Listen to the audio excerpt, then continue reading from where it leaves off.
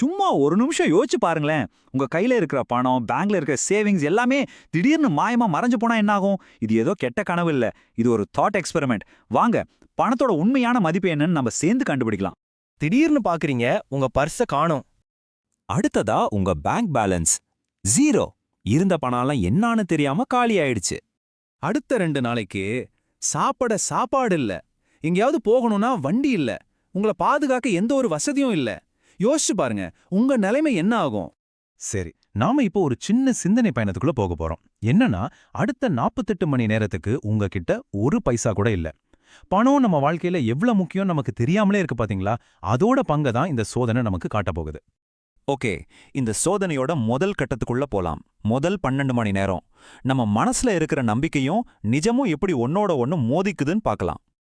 இதோ பாருங்க, இதுதான் நம்மளோட 48 மணி நேர பயணத்தோட ஒரு மேப் மாதிரி. முதல்ல த கேம், அதாவது ஆட்டம். எல்லாம் ஒரு விளையாட்டு மாதிரி தான் ஆரம்பிக்கும். ஆனா அந்த விளையாட்டு எவ்வளவு நேரம் போகும், அதுதான் கேள்வி.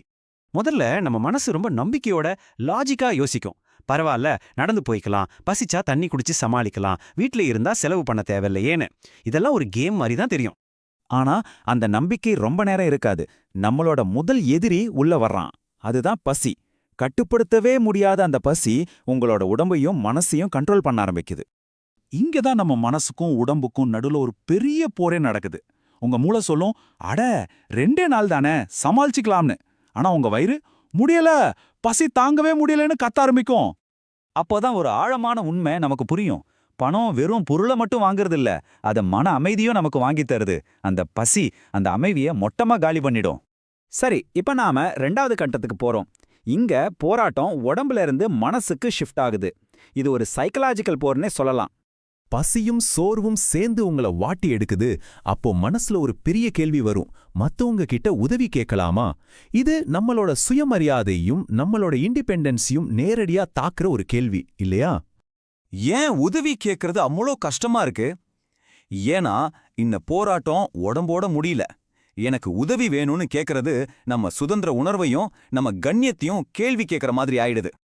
அடுத்து 3வது கட்டம். இங்கேதான் ஒரு பெரிய மாற்றம் நடக்குது. பணம் இல்லாததுனால நேரத்தை பத்தியும் உலகத்தை பத்தியும் நம்ம பார்வை மொத்தமா மாறுது. யோசிச்சு பாருங்க, கையில பணம் இல்ல. அப்போ கடைக்கு போக முடியாது, ரெஸ்டாரண்ட் போக முடியாது, சினிமா பார்க்க முடியாது. வெளி உலகத்தோட எல்லா சத்தமும் நின்னுடும். உங்களுக்கு மிஞ்சுறதே அமைதி மட்டும்தான். அந்த அமைதியில நீங்க உங்களையே நேருக்கு நேரா சந்திக்க வேண்டியிருக்கும். ஆனா இந்த கட்டாய எளிமையில ஒரு ஆச்சரியமான பாசிட்டிவ் விஷயம் நடக்குது. நீங்க மத்தவங்க கூட பேசுற பேச்சு ரொம்ப ஆழமா இருக்கிற மாதிரி தோணும். சின்ன சின்ன உதவிகள் கூட ரொம்ப பெருசா தெரியும்.